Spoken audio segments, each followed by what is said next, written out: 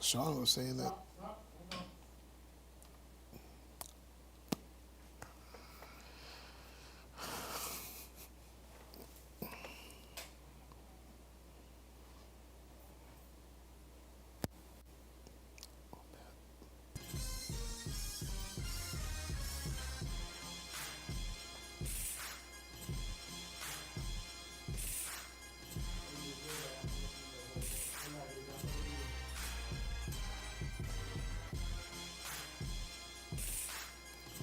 What's going on, everybody? This is the Read and React show. I know you missed these beautiful faces, but we're back to give you everything you need right in time for this week's draft. I am your guy, David Jordan. What's going on? It's your boy, Derrick Henry. Hey, it's your boy, Mark Slowlick, y'all. Welcome back. And we're back for another edition, man. I know you missed us. If you did, make sure you like, make sure you share, make sure you comment to NECTN. Welcome back to the crew. I'm sure you guys are glad to see us just as much as we're glad to see you. I know we don't have a lot of time, and I know everybody is anticipating kind of what our thoughts are on the NFL draft. We're going to get right to it, but of course, with so much going on in the City of Champions, we got to talk about everything that's going on, even if it's not championship-like. And so we might as well start off with your Boston Celtics, who look good and terrible at the moment. Give me your thoughts, man. You hit it on the nail. They look good and terrible. And so what Celtics team are we looking at? Like, are we looking at that Celtics team that went on a 6-game winning streak? They look good, and Jaylen Brown and Jason Tatum, leading this team, and Kemba having some great games. Jabari Parker coming out of nowhere, him giving a little spark on the bench, and it was just good to see sort of, Tatum and Curry, that back and forth, a couple weeks ago, and just seeing that showcase, as Perkins likes to call it, the battle of the light-skinned brothers. It was all good. And then, the loss to Chicago, to me, it was just a red flag. And a lot of people just brush it off like, hey, we didn't have, Kemba, we didn't have Smart at the time, and Robert Williams has been out for a little bit, which I'll get to him in a second, but to me, I think if you're the Celtics and you want to, right the ship, I don't know what their sort of aspirations is. I don't know what what their plans are for the playoffs, whatever it is. But if you're the Celtics and you want to sort of dominate as wanting to be one of the 4 or 5 best teams in the East, to me, I think you have to win that game against Chicago. And it just seems like every year Nikola Vucevic always kills us. But that being said, I think, I always look at it as we had 2 All-Stars and they had 1 All-Star. Now, it'd be different if they had Zach LaVine playing. You had 2 All-Stars going against each other, and obviously you lose that belt. But that game to me sort of was the red flag of, okay, this team has the potential to reach its ceiling, to whatever that ceiling is, whether it's maybe reaching the Eastern Conference Finals, maybe winning the first round, getting to the second round, the conference semis, whatever the case is, they have that potential, but for whatever reason, they're just way too inconsistent. They don't have, the testicular fortitude, I'm going to say. To be PG here. I haven't heard that one in a while. Yeah, you know what I mean? They just don't have it. Like, they just don't, like, to me, I think, like a Miami Heat team. I think of that team, and no matter how much they're down, I know they're tied with us in the 6th seed. That's just a team that no matter what is still going to fight. It's led by Jimmy Butler, like someone like that, who's not going to let this team go down without a fight. Whereas the Celtics, they have the talent to compete with anybody. And I say compete, not beat is another thing, but to compete. But I don't feel like they bring it consistently enough. And to me, that kind of all ties back to Brad Stevens. And I'm having conversations with friends of mine, and I know he just resigned for an extension and whatever the case is. But at some point, I don't know if I don't want to say he lost the team, but I don't know if he has the right, if he's pushing the right buttons. And I know he's saying different things, and even the game against Charlotte Hornets, he was saying it looks like they prepared to play like the Celtics looked like they're ready to play themselves, not to play the Hornets. And to me, it's a shot at the team. Like, they're not ready to, to come up for a Hornets game. And again, you would think, okay, you know what, coach just dogged us out in the media. We got to come out and prove them wrong, or come back and show ourselves. And that they have probably arguably the worst loss of the season against the OKC team that's literally trying to lose. Like, they are trying to lose. They literally own the NFL, the NBA draft for the next 6-7 years. So they're trying to lose and trying to get better lottery position, and that you went out and lost to that team. I get it. No Jason Tatum, no Robert Williams. I get it. But if you're still that team, you still have Jaylen Brown, you still have Evan Fournier, Marcus Smart, things like that. You just have to win that game at home. And so there's just a lot of red flags. So to me, I think, unfortunately, this is just who the Celtics are, just very inconsistent. Yeah, I think we talked about it a lot throughout the season so far, and even over the past couple weeks. This is a team that has gotten further than we've all expected over the past few years, and we want to see them take that next step and get over the hump. But like you said, Derek, this team is who we think they are. They're 32-30. They're always up and then down, up and then down. There's a lot that's good about them, but there's a lot that they need to work on. And at this point in the season, to be 62 games into the year and not have a clear-cut leader in the locker room, I think speaks volumes to exactly where they are, in 6th place. They have enough talent to still be in playoff contention in the East, but they don't have enough to actually be serious, right?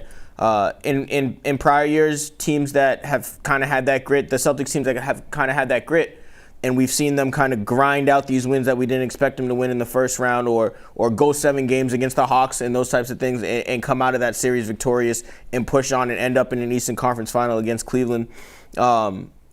It's really the attitude of a team more so like the Knicks this year, right? Where the Knicks go into games and you think, oh man, they don't have a shot. It's the Knicks. It's going to be who we think that they're going to be in themselves, and they end up surprising us, right? Julius Randle, RJ Barrett, a lot of these younger guys are starting to get real hot for that team, and they're surpassing the Celtics. I mean, the Celtics superstars were all in the other night, and we still lost. You know what I mean? We didn't just lose, we got handed. You know what I'm saying? The game got handed to us by, I can't even remember the point guard's name for Charlotte right now, but that's my point. You know what I mean? Right. Is a bunch of people that we don't know who they are, and they're beating up on the Celtics. Now they show up, in some games, but they still can't beat Brooklyn. They still can't beat. They didn't beat Philly this month, right? Or at all for this year, for that matter. Right. So I mean, these are the teams that we're gonna have to beat if we want to be taken serious. And you start talking about Charlotte at the 8th seed. You start talking about the Pacers at the 9th. Like, these are teams that we could lose to very easily. And if we get into that play-in and we start messing around, at the bottom of the playoffs, then we could end up not being in. And that's a complete, 360 from where I was, or 180 from where I was last week in terms of the Celtics, thinking that, they had a couple big wins. We've seen them kind of coming together, and thinking that if they can just continue to maintain that and grow and let's see some progress on that, especially from guys like Robert Williams, who was doing really well and now is out and hasn't been back, and you lose all of that momentum, right? So you would think that if they were just play to their potential, then they would be in the 3 or the 4 seed. But because they're not doing that, they are where they are, and I don't see them really getting out of that hole this year. Yeah, so it's tough. I think I look at the comments. Shout out to Ron Thomas for tuning in. He said Celtics are inconsistent, plain and simple. And I think that's just been the story of the season. And whether it's been the availability of the players health wise, or just consistent play, it's been totally inconsistent across the board. In my mind, it's almost too little too late. We keep talking about how once we get everyone back and everybody can play together, it takes time. That continuity takes time, and we're coming into the last month of the regular season. I'm not sure how many games. It might be 11 to 12 games left that they have about, and I just don't see them being able to have the team gel that quickly. And there's they've added some nice pieces. I wanted to call him Smouye, but it's Evan Fournier, not Evan Smouye. But and we look at Robert Williams, who was playing so well and ended up getting injured. They just didn't add enough, man. They just didn't. So, But even with that being said, I never really felt like we did enough to be able to compete with the Brooklyns and the Milwaukees of the world in the first place. But it would have been nice to see them kind of have a little bit more fight than they had now. And I think that's kind of the disappointing part with the Celtics are, the biggest thing we wanted to see was a step from our leaders Tatum and Brown, and I haven't seen them kind of flourish in that role.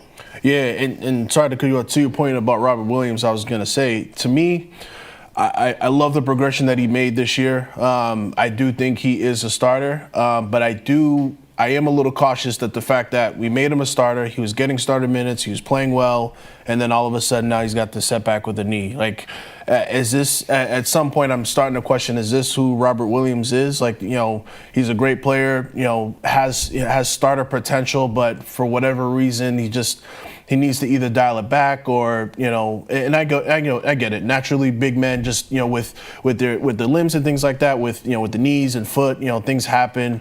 But I'm just, I'm a little cautious, right? Because again, we've seen him, uptick in minutes, and again, he's playing well. Should be talked about it, maybe potentially most improved player, or at least in that conversation. And yet now, what are we now? Like maybe 8-9 games that we haven't seen him. And so, and it seems like every game that we get closer, like, hey, he's getting closer, this could be the game. And then it's, another setback or whatever the case is. So that I'm a little concerned on that front. Yeah, I just don't see them really compete. I don't know where they're going to get their offense from. A lot of these games, they just look outmatched. In a lot of their losses, and they're getting out-hustled. And when you get out-hustled, then that just says something about you personally, right? It doesn't have anything to do about your skill. They're getting out-hustled across the board to a lot lesser teams.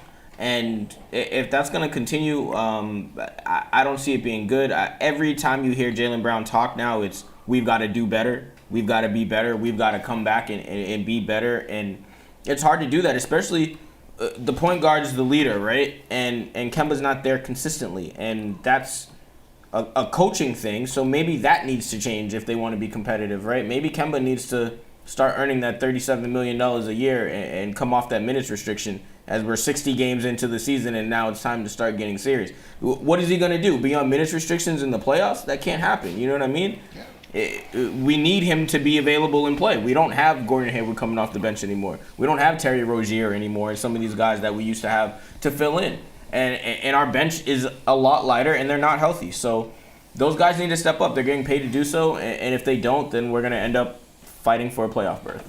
And when you're in the middle of fighting for a playoff berth, the way things are currently constituted, the way I see it, if you're going to be in a play-in tournament, you might as well just start to pack it up and try to get a higher draft pick. Because at this point, what's the point of doing this anyways? I mean, what are you winning? It's not a moral thing, because morally, we're at the our wits' end, and so it's tough to watch these Celtics. They play again tonight, I believe.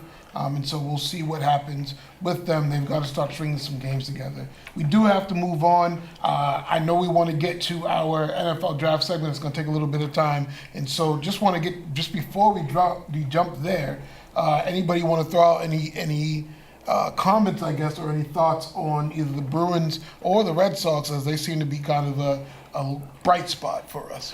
Yeah, I think, quickly on the Bruins, I think they're sort of a little bit more, I don't want to say complete opposite, but more of they have a little bit more fight than what we thought, right? And I think that, the Buffalo loss was, a bad loss, but I know there was talks of them being, they were there, in Buffalo for a little bit, and, who wants to be in Buffalo for that long? Sorry for my people in Buffalo, but, so that may have affected them, but it's good to see them sort of bounce back against that win against the Penguins. And, I'm curious to see at some point, as this rookie Swayman, is he going to actually overtake Rask? Because I think if that's the key to, unlocking it and getting that potential for goalkeeping, look out. Real quick on the Bruins, I would say that they've definitely seemed to kind of catch a spark here. They're still a little too inconsistent for me. They kind of need to tighten it up. They're losing some games that they really need to start winning here down the stretch. But they're doing a very good job. Taylor Hall looks like he's coming into form. I mean, that goal he scored yesterday was pretty. I would say that only Taylor Hall could probably do something like that. Yeah. You know what I mean? And that's why we brought him here. So the more we see that, I think the better off the Bruins will be. And like you said, Swayman has been playing, for a rookie, he's been playing great, and Rask has not. So, Coach, I hope you're watching. Let's switch it up. I think we saw a little bit of a bright spot from Rask in the last game, but the story has to be the trade deadline pickup in Hall, and I think that may be the boost. They went on a good winning streak, and I know they lost to Buffalo. You can't win every single game, and so I'm not upset with it. but it's good to see them to continually improve. And I'm looking forward to seeing what Hall can do, and you know what that does for the likes of David Krejci, and you know the rest of that second and third line. You know, kind of seeing them improve their games with the improved roster, and so they're exciting to watch. Red Sox are pretty exciting to watch. We're getting good pitching, which is something I didn't even think. You know, we haven't gotten Chris Sale back just yet, and so I would say that. I'm going to disagree with that. Are you? Yeah. They just won a 2-1 game. Yeah, I mean, Garrett Richards had one good game. I mean, he's adjusted to the cold. Apparently, he went and bought a coat, and he figured out that it's, you know. That's the key. Major key right there. That it's under 50 degrees here sometimes in Boston. But I do think that their pitching they started off extremely hot, but after they went 9-2, they kind of slowed down, right? And they went 4-6 in those next 10 games. And that was mainly due to their inconsistency in pitching. I think the most consistent part has definitely been Rodriguez and Matt Barnes. I think Matt Barnes has been great. I think the only other pitcher that in baseball has been better than him is the guy who's going tonight is DeGrom. But pitching-wise, I still am not sold on these Red Sox. I know they don't have Sale back, but who knows when he comes back and who knows if he holds up. He gets injured a whole lot. And he hasn't pitched in over a year, so I don't want to count on that. But I do see some bright spots. You know, the expectations have to be low. My expectations were low with this team, Right. I wasn't expecting much from their pitching at all. So Right. to get what we're getting now, I'd say the pitching's been pretty good. Good enough to keep them into first place in the AL East. Right. Yeah, I was just gonna say you hit it on the nail. I think, given what we saw last year, I think the pitching with Evaldi and you mentioned with Erod, you know, Garrett Richards, he's got to get it together. But yeah, it's been a pleasant surprise, and they're just trying hard. They're competing, so which is good. Yeah, I mean, you want to see them compete. You want to see them try hard. It's still got some questions for me. You got Martinez playing the outfield, not looking too great. We can talk compete level all day, but we're going to get to the meat of the show, what everybody's been looking forward to. It is the NFL Draft. Tomorrow night, there's going to be some big changes for a lot of teams and for a lot of young men. They're going to get that boost, that upgrade. Their pockets are going to get a little bit fatter tomorrow evening. You know what I mean? But this is one of the most anticipated drafts, I believe, that we've had in years. I don't feel like we've talked about teams making so much movement in the amount of quarterbacks, and I guess you can either say the depth of the draft and how deep even this first round is. I don't think we've really touched this as much, and so I'm excited to see not only what the Patriots end up doing as they sit currently with the 15th pick, but how it even shapes up getting up there, because you know, if we listen to the rumblings that are out there, they may not even sit at 15. In my opinion, there's no way that that Belichick ends up going backwards, but you know, we'll see. I guess that's the name of the game. So we're gonna do a little something special here for the show. We're gonna do our own almost mock draft. We'll go one by one. We'll take each person will take a team through the first round draft pick, and we're just gonna go and figure out kind of what we think the NFL draft would look like for the first part of tomorrow's draft or tomorrow night's draft. So if you guys are ready, let's get it. We can get right to it. So I think that to make it easy, I don't want to throw anybody off or anything like that, but I think we all know who the consensus number one pick is going to be, and that is Trevor Lawrence, who is being drafted out of Clemson. QB, he's going to go down to Jacksonville. He's going to play there for Urban Meyer, and he's going to be. Reggie Bush went number 2. Hey, listen. I just don't see them going any other direction. They better not. Than Trevor Lawrence. You know, this. He's been paid probably to be the number one pick for at least the last 2 or 3 years. Right. If you don't pick him, even if you feel like there's a person with more upside, if you don't go with Lawrence, I think Urban Meyer's job might be on the line before he even gets started. Back at OH. I know. Hey, listen, time to come home. So with that being said, we're going to go to the second pick of the draft, and that means that the New York Jets are on the clock. Yeah, I think this is sort of like the Jacksonville feel. I think they're going to go Zach Wilson. You know, from different analysts and different reports, some say he may have the best arm in this draft. even better than Wilson. I think there's sort of like a Patrick Mahomes feel to him, when he's going to his left and throwing across his body to the right, which, 10 years ago, if a quarterback did that, they'd get yanked right off the field. But that's what we look for in quarterbacks nowadays because Patrick Mahomes has revolutionized that position. So I think Zach Wilson is safe for that pick. For me, I definitely have to go with Zach Wilson for the Jets. You get rid of Sam Darnold, and it's kind of wide open there at QB. The next proven talent, I guess, or most certain talent behind Trevor Lawrence right now, according to the analysts, is Zach Wilson. And I just don't see how you could pass that up. You got to go with the sure thing. Sounds good. Going a little different than I thought it would, but that's all right. We'll flip over and we'll go straight to the third pick. San Francisco, who traded up to this third, and there's been a lot of rumblings about who could be that pick, but I'm pretty sure it's going to be a quarterback. Fellas, give me your thoughts.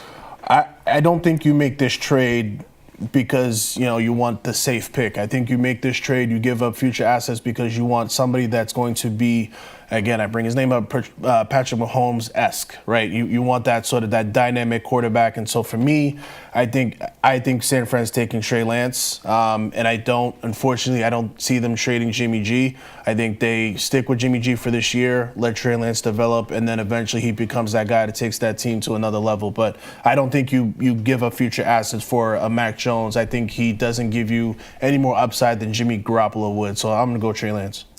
Yeah, sorry about that. I kind of messed up the flow there, gentlemen. Good pick. I agree with that Trey Lance pick. But moving on to the fourth pick. No. Let's keep it that way. You want to keep it that way? I think it'll go well. Okay. We can kind of flow because I think at some points we're going to get some guys kind of. Yeah, I think it's going to happen right now because Yeah. for me, for the 49ers, I had them taking Justin Fields personally. I don't see how you could take anybody other than him. I think at the quarterback position, if that's who they're going to go out and attack, which is a position of obvious need, as Jimmy Garoppolo's contract is not going to work out for them, and they're probably going to move away from him in the near future. And if that's going to be the case, then this team was in the Super Bowl 2 years ago. They're not that far off, right? And this kid has championship pedigree, and he's been there before. He knows how to win. Great arm, and I believe he feels a little slighted. You know what I'm saying with some of the reports that are coming out. So you always want that guy that's got the chip on his shoulder, coming in hungry, and I believe it's going to be Justin Fields at 3. I would love if that happened because being a Buckeye fan, I want my guys to go as high as possible. But even I have to go and differ away from that. I'm going to side with Trey Lance. I think we look at the San Francisco quarterback situation overall, and I know what we've heard about Jimmy G, and we've heard, we're not going to trade him. He's here. He's in our plans. And I also think that there's some truth to that. I think if they were going to move him, they would have moved him by now. So that means I feel like they're going to take a quarterback that's going to be a little bit more of a project, and that says to me Trey Lance. I think if there's a QB in this draft that has maybe even the highest upside out of everybody there, it's Trey Lance based off of his build, what he can offer, and I think we haven't seen him play in about a season, but he's got all the, I guess you could say, the physical things that you want in a quarterback, the aspects that you want, and so I think that he's an appealing pick for San Francisco, and I do think that they end up going and trading up. They use that trade up for him and let him sit behind Jimmy G for a year or two. Until they can kind of get rolling with that. So now we have the fourth pick of the draft, and that is the Atlanta Falcons. Yeah, I got them going with Kyle Pitts. This is me, what I think they'll do. What I think they should do is I think they should just scrap the whole thing and just get as many assets as you can for Matt Ryan and Julio Jones. But I think they do believe in Matt Ryan, and he's there at least for a year. So why not get him another weapon for that offense? You already have, you already have Julio Jones, and you have Calvin Ridley, and they bring in Mike Davis from the backfield. So why not get someone that can take advantage of mismatches? When you're in the base defense, he can go against a linebacker. If you're in a dime, he's big enough to go against safeties and cornerbacks, and so that's just a nightmare matchup there. So I'm gonna go Kyle Pitts. For me, this is actually where I had my first trade in the draft. Mm-hmm. I think that with the Falcons being in the position that they're in, not only do they need to gain assets and rebuild, but they also don't want to lose their fan base. And like you said, they still believe in Matt Ryan and Julio Jones. I know they said he's up for trade, but he's not really up for trade. And they still have those, Calvin Ridley on the outside. They still have a very potent offense. And in that NFC South, we've seen them be able to go up and down, year in and year out. So I actually had the Lions trading up a second round pick next year and a third round pick this year for Jamar Chase, going up and grabbing Jamar Chase from LSU, who is said to be the best wide receiver in this draft. And I have the Falcons moving down to 7 just to do that. I think that the Lions need to go out and get someone to replace Golladay. And I don't think that they can wait, where they were at 7, because the Dolphins could take a receiver. Like you said, Kyle Pitts could be off the board if the Falcons had taken him. And so I think they just kind of get up and are a little aggressive, but not too aggressive, as they still need to rebuild their team. And they give up a third this year so they can still stay competitive in the draft, and a second next year, and go get Jamar Chase.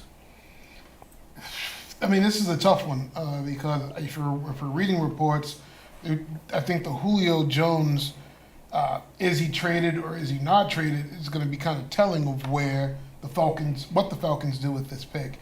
And it seems like they're listening for trades, but they probably won't trade him until after, I believe it's June 1st, based on the cap hit. And so they won't really get much of a trade value for Julio, but they will start building for their future. With that being said, I want to keep the Falcons there and say they're going to pick at 4 for now, just because I don't know what they do, but I do see a trade coming. And if they do stay with that 4th pick, I can't see anybody not taking Kyle Pitts, as he might be probably the best pick in this draft overall. And I know, the quarterback position is the most important position, but if we're talking about absolute game changers and players that can change your franchise, Kyle Pitts is probably it. And so it's a surefire guy. And if you're going to end up getting rid of a Julio Jones, what better way to kind of keep some offense on your field than sticking with Kyle Pitts from out of Florida. And so I do believe that he will be that pick there. But again, look for them to trade back and kind of pick up some more draft pieces and some more assets, as it might be time to start over with that brand new stadium that they have down there. It really hasn't gone well since 28-3, has it? No. Jeez, you truly hate to see it. So we're going to go with the 5th overall pick, and we're going to start with the Cincinnati Bengals. To me, I think it's a no-brainer. I think you got to take the best tackle available in Penei Sewell. And I think, you look at Joe Burrow, the ACL injury, the PCL, or, everything, every ligament in his knee that he ended up tearing up and got it done up. I think you have to look at that and realize Joe Burrow is your future. He's your now, he's your future, he's everything for that franchise, and you have to do everything you can to protect him. I know it's a little enticing to maybe to reunite him and Jamar Chase there, but I think you have to protect your asset, protect your best player in this franchise, and so get Penei Sewell to protect his blind side. Not only should the Cincinnati Bengals take Penei Sewell with this pick, but they should also trade back into the first round and go get another offensive lineman just to protect Joe Burrow, because like you said, who else do they have to protect? Right. It's Joe Burrow, and everyone else is kind of gone. You know what I mean? I mean, they have some talent at wide receiver with Higgins and Boyd there, yeah. But come on, what are they doing? They should just go load up on their offensive line. This is one of the best drafts for it. It goes relatively, you got 5 guys early, and then after that, you still have a whole lot of people in the mix. So I would try to, if I were them, take Penei Sewell with this 5th pick. He's the surefire thing, probably going to be a Hall of Famer. Might be a little too early to say that, but I mean, the comps to him is Hall of Fame comps. You know what I mean? So I don't really see them going in another direction. If they're smart, they'll they'll go just like they did last year with the quarterback, with Joe Burrow. They're going to go with the offensive lineman this year. Yeah, I think this is all about Joe Burrow. He's very good, and I think that had he not gotten injured last year, we would have had a totally different story regarding even his play and his outcome on the Bengals season. So they've got to protect their biggest asset. They've got to protect Joe Burrow. With that being said, it's tough because I'm sure he would love to have a Jamar Chase on his roster, be able to go and bring them back together and play well. But if you can't keep him upright, then it doesn't matter who you're throwing to. And so they're going to go with an offensive tackle and make sure that they can keep him healthy for the better part of his career. And so congratulations, Joe Burrow. They're going to make sure that you don't get injured anymore. And so with that being said, we go down to the AFC East with the second team picking from the AFC East in the Miami Dolphins. This is where I have Jamar Chase going. I think the Dolphins are sort of all in on Tua, and they want to give him as many weapons as they can. I know Devonte Parker, has made some strides going along. He definitely took a big step this year. Mike Gesicki, is an interesting tight end. Preston Williams, is a pretty dynamic guy. But I think ultimately, if you can get a surefire number one target in Jamar Chase, and I think he has the potential, the comps are saying as a DeAndre Hopkins, I think this is a no-brainer for Miami. For me, I believe here that they're going to kind of stick with the same theme as the Bengals and protect the quarterback, protect the future. I have them taking Rashawn Slater, offensive tackle out of Northwestern. I think that, like I said, that you got to go get the heavy hitters in this draft on the offensive line, as a lot of their comps are to other Hall of Famers and other All-Pros in the NFL that are currently there. So I don't see them, they could go in many different directions. They could trade out of this pick. They could go get a tight end. They could go get a wide receiver. They could even go get help on defense, right? But I think in order to stay competitive, especially with teams that are extremely familiar with you, and Belichick always being able to beat you defensively, you've got to be able to go secure your quarterback and have him protected and be able to make the decisions back there and give him all the time he needs. The best teams build from the inside out, and that starts offensive and defensive line. So I would go with Rashawn Slater out of Northwestern. I had them taking Jamar Chase here. I think the talent is too much to pass up on. And I think when you look at the makeup of the AFC East, you're going to have to put points up to be able to hang with the rest of these teams in this league, not named the Jets. And so when you look at it from that perspective, you need playmakers, and Jamar Chase is exactly that. And so with the 7th pick, we're going to go head over up to Detroit, to the Detroit Lions. Yeah, I think this is kind of what you just alluded to, David, as far as picking the best player available, even though they have other needs, other glaring needs. But I have them taking Micah Parsons, linebacker from Penn State. To me, I think, it may arguably be one of the best, defensive players in this draft. This is his ability to cover tight ends and cover running backs, and his ability to blitz and just really be a staple for Detroit. I feel like that's what they need. They need faces. They need, talent. And so I can see them getting Micah Parsons here from Penn State. Like I said, I had the Lions trading out of this and moving up to the 4th pick and moving the Falcons in the slot. So for me, I still had the Falcons trading back and still taking Kyle Pitts with the 7th pick. I think you guys kind of hit it earlier that there's no way that they can't go in that direction. He's probably the most surefire talent in the draft this year. I don't think there's anybody rated higher than he is. And if you want a guy that's going to be on your roster inside, blocking and on the outside still catching the ball for the next 10 to 12 years or so, let's say, if he doesn't get injured, it's going to be this guy. So, otherworldly talent, Kyle Pitts with the 7th pick to the Falcons. Yeah.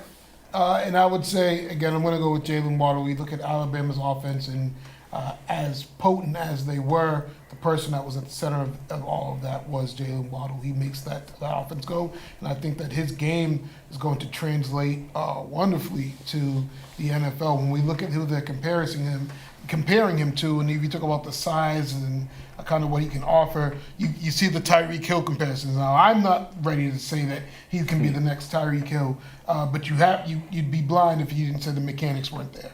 And so I think that Detroit, definitely with the loss of the receivers that they've had, they've got a lot to make up on, and Jalen Waddle can start to help them reshape things up there in Detroit.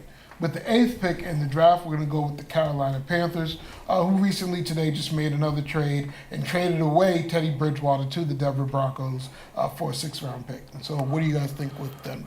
With Carolina, excuse me. Yeah, I think because they made that trade, I think they're all in on Sam Darnold. I think they realize they're going to make this work. And how you make it work is you make sure he's protected. So in this pick, I have him take Rashawn Slater.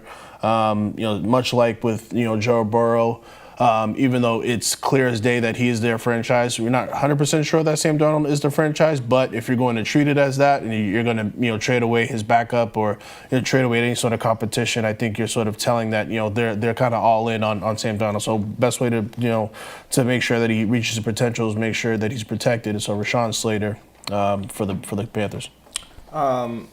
I had early reports coming out of Carolina that they weren't 100% sold on Sam Darnold, and then you see them trade away Teddy Bridgewater today. But I still don't think that they're 100% sold on Sam Darnold.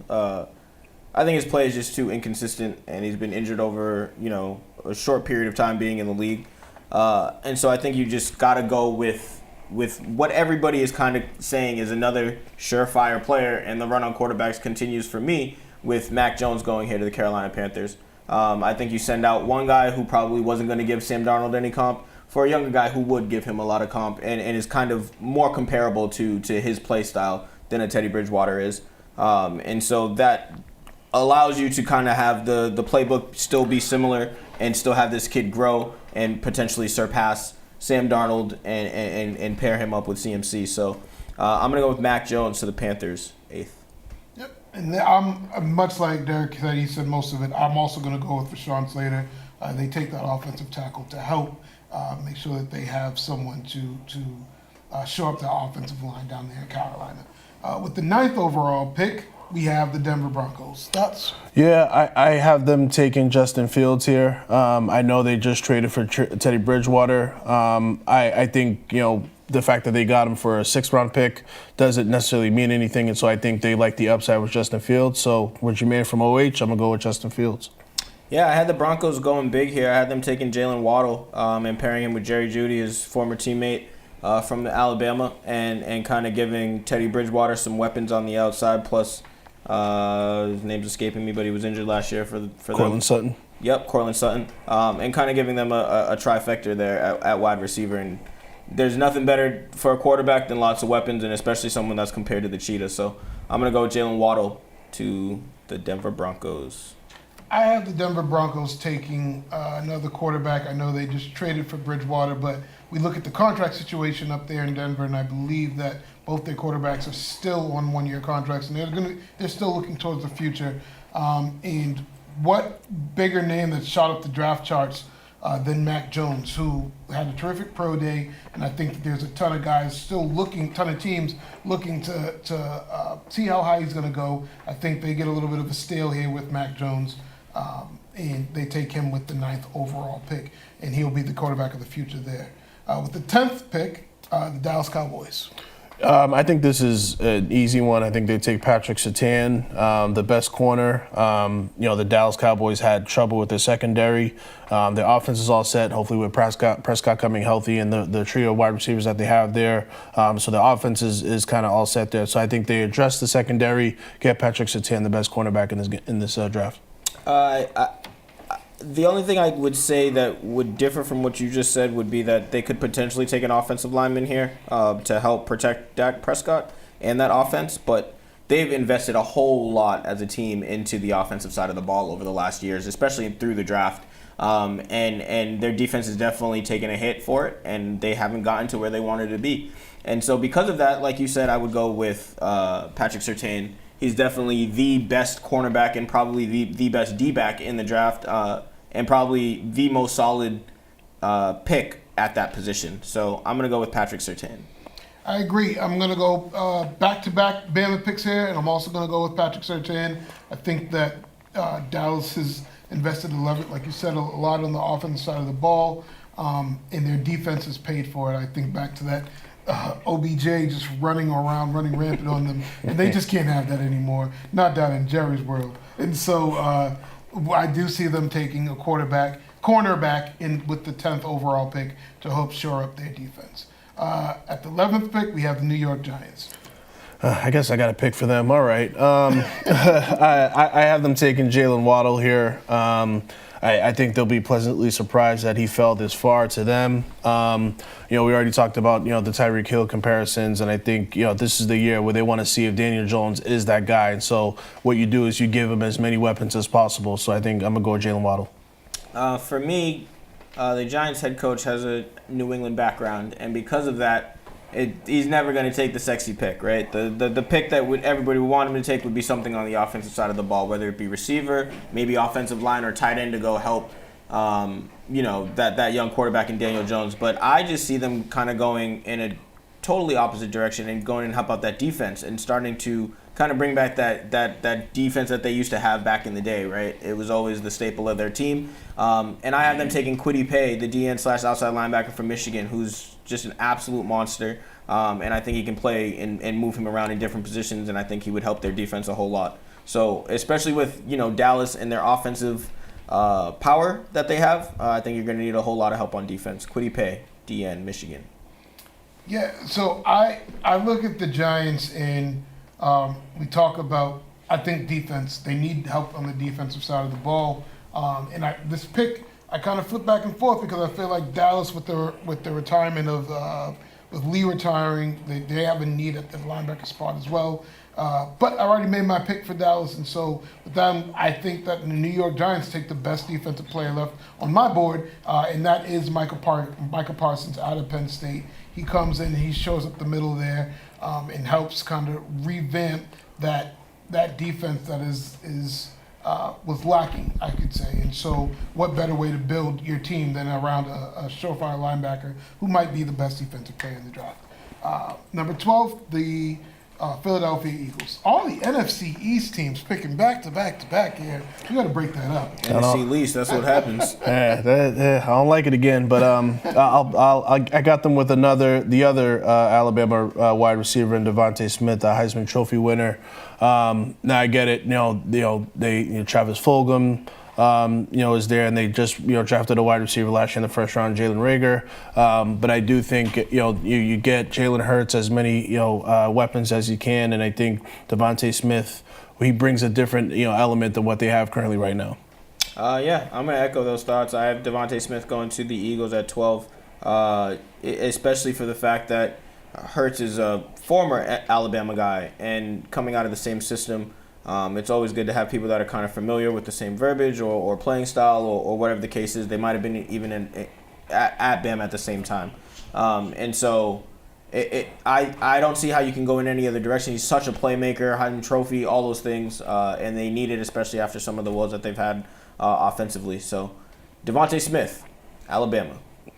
There are a ton of needs in Philadelphia on both sides of the ball, and I think that,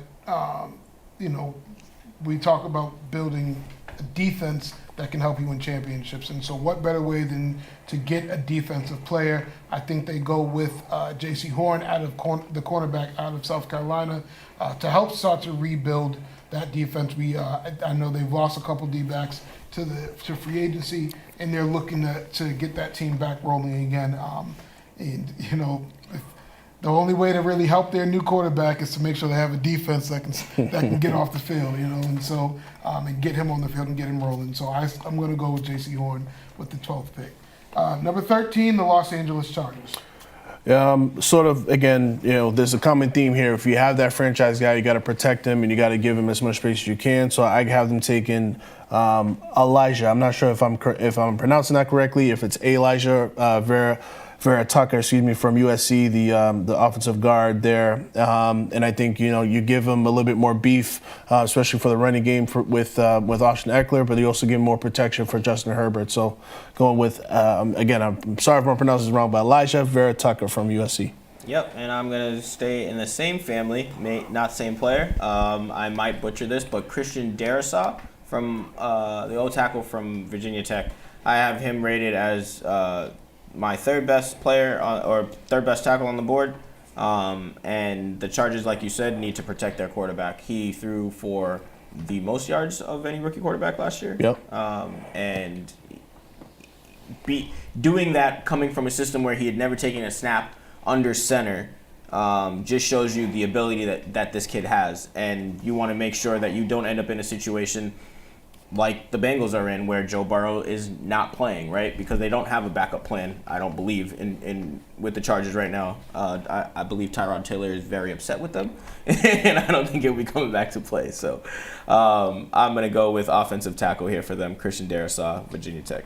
Yeah, I'm going to go defensive side of the ball here. I don't know what they're planning on doing with Melvin Ingram, so I know they need somebody that can come off the edge. So I have them going down and taking a playmaker from Miami in Jalen Phillips. I think he comes around and he helps them transform their defense on that side of the ball. With number 14, the Minnesota Vikings. I have them, going defense here and going with Kwity Paye from Michigan. I think looking at the division that they're in, although it's really pretty much going against Aaron Rodgers, I mean, there's still, some potential shootout, potential in that division. And so I think you need to shore up the pass rush to go along with Danielle Hunter. And so I go with Kwity Paye from Michigan. For me, I went offensive line here. I think that they need a lot of help in a lot of places, but you got to protect Kirk Cousins, and allow him to be able to make plays and get the ball downfield. And they've got a good running game that they need to protect. I'm going to go offensive line, Elijah Vera-Tucker out of USC. I'm actually going to have the same exact pick. Like you said, they need to be able to protect the ball. They've got some great receivers there. They need to be able to throw the ball. And so why not have some protection for that team so they can continue to put points up. Elijah Vera-Tucker coming out of USC. Number 15, the New England Patriots. Ooh, man. This was the toughest one obviously just being a fan of the Patriots. I had so many different avenues I could have gone here. I ultimately think they're going to trade back because I think Belichick wants more picks and more younger bodies here. But, if they had to stay and make the pick, I'm going to go, even on my board, I have Mac Jones available, but I don't think they want to take him at 15. So I'm going with Zaven Collins, linebacker from Tulsa. And for me, it was interesting. It was really between him and J.C. Horn on my board. And with Zaven Collins, to me, I think he fits the Dante Hightower mold. And so with Dante Hightower, he's already, he didn't come in last year due to COVID. He's back this year, but, his contract, I believe, is up, or they're going to have to do something with his contract. Why not bring someone that can be his replacement, can learn from Dante Hightower and eventually replace Dante Hightower. And so they have the same measurables, the same sort of upside. And so I went with Zaven Collins from Tulsa. Yeah, Patriots. My man's still on the board, quarterback Trey Lance. I don't see how you could go in any other direction. I think he's got all of the things that Belichick looks for in a player, not just in a quarterback, but in a player. He can do a lot of different things. I know that he's young, and it gives him time to grow and learn, and which means we don't have to kick Cam out of the door.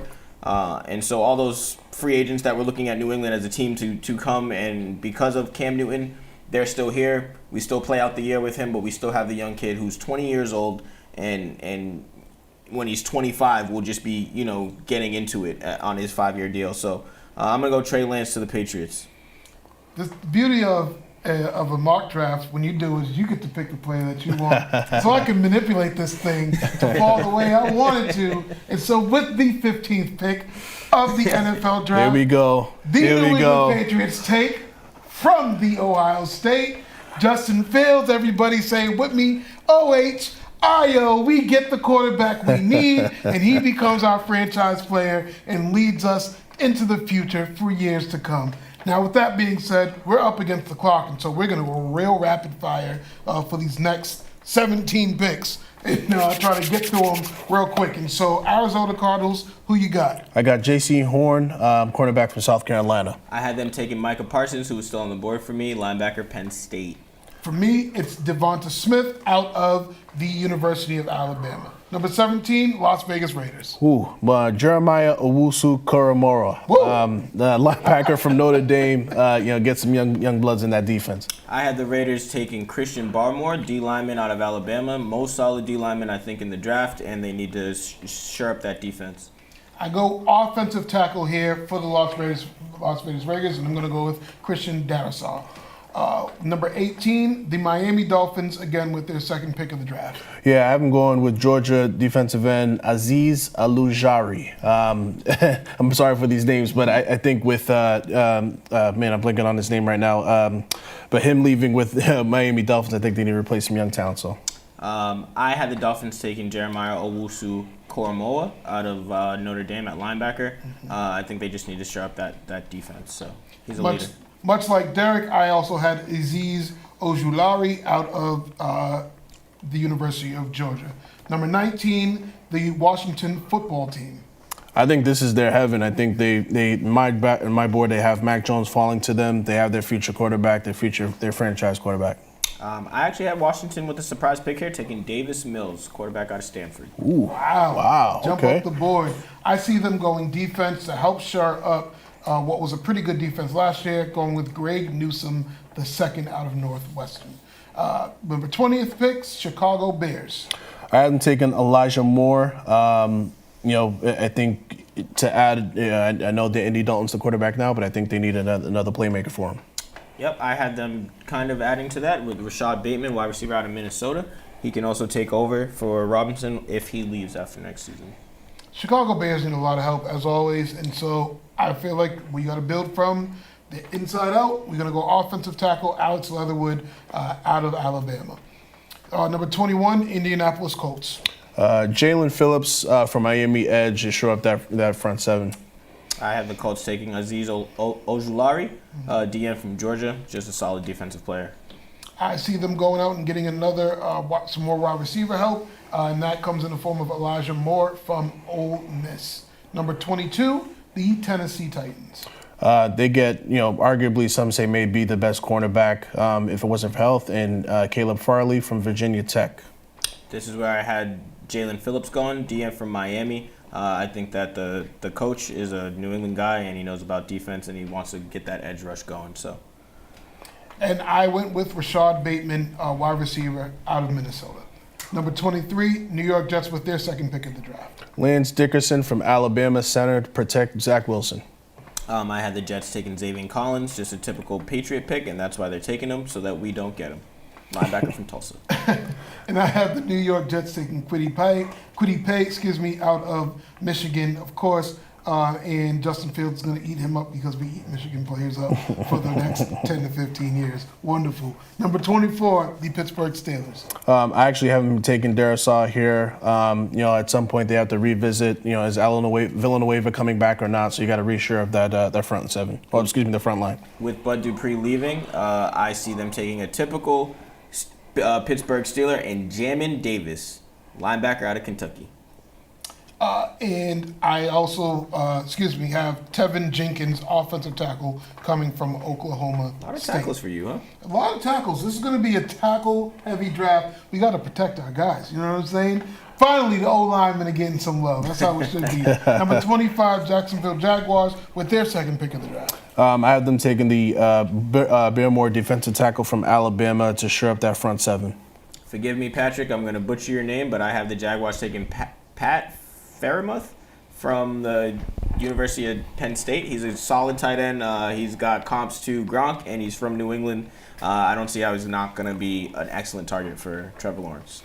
Jacksonville addresses a defensive need. They go with safety Trevon Moehrig from TCU. Number 26, the Cleveland Browns. Gregory Rousseau from Miami, front seven to pair up with Myles Garrett. I saw them taking Caleb Farley here, cornerback from Virginia Tech. I think he's probably the next best cornerback that's available, and they need help. I had the same pick. I went with Caleb Farley, cornerback, Virginia Tech. Number 27, Baltimore Ravens. Terrence Marshall Jr. from LSU. You get some more weapons for Lamar Jackson. As much as he needs weapons, he needs protection, and I'm going to stick with David's theme here. Tevin Jenkins, O-tackle, Oklahoma State. I went with some wide receiver help, as it looks like Baltimore is going to keep needing more help. They go with Kadarius Toney out of Florida. Number 28, the New Orleans Saints. I had them taking Rashad Bateman here, wide receiver out of Minnesota. I had them going defense and taking J.C. Horn, cornerback, South Carolina.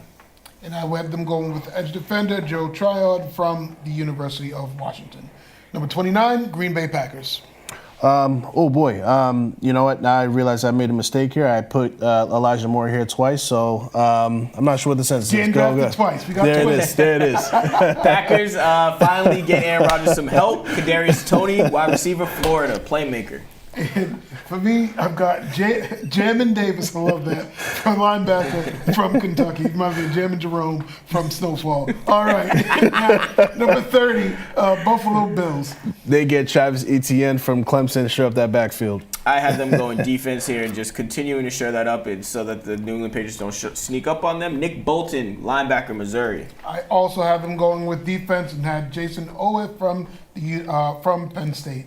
Number 31, Baltimore Ravens with their second pick of the draft. To replace Matt Judon that they lost, they get Jason Owa from Penn State. I had them going wide receiver Terrace Marshall here for the same reasons that you guys alluded to earlier. I also have them taking an offensive lineman for replacement purposes, and they went with Samuel Cosme from the University of Texas. Lastly, with the last pick of the draft, Super Bowl champion, Tampa Bay Buccaneers. I wanted to do Najee Harris. This is a luxury pick, but I think I went on the defensive side and went Joe Tryon from Washington. They could really pick anywhere here as they've got their entire team coming back, but I went with Asante Samuel Jr., cornerback out of Florida State with the Patriot ties to his dad. And I went with another edge defender, Carlos Basham Jr. from Wake Forest. Look, guys, I'm so happy that everybody was able to tune in. Wish we had more time to do some more draft coverage, but we are past the clock right now, so we got to let you go. We'll be conversing online through the draft over the weekend, so make sure you stay in contact. You guys stay safe. May God cover you, keep you, continue to bless you. And lastly, rest in peace to Terrence Clark, gone way too soon, Boston native. Prayers up for his family. We'll see you guys soon. Thank you. Y'all stay classy, America.